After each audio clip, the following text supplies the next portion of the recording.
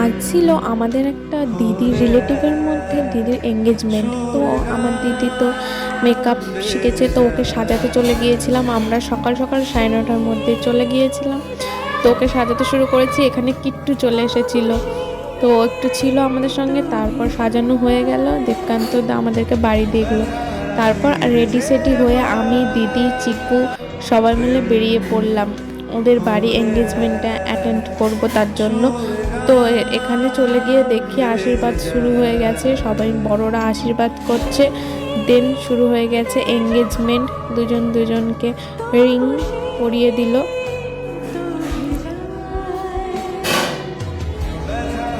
Ring পরিয়ে দিচ্ছে, আর এখানে আমরা সবাই দাঁড়িয়ে আছি, বাচ্চারা দেখো। তারপর বড়দেরকে প্রণাম করে নিল ওরা। দেন সাইডে সবাই আমরা দিদি, জামাইবাবু, দিদিমাকে নিয়ে আমরা সবাই বসেছিলাম। লাস্টে সবাই ফটোশ্যুট করে নিলাম। টাটা।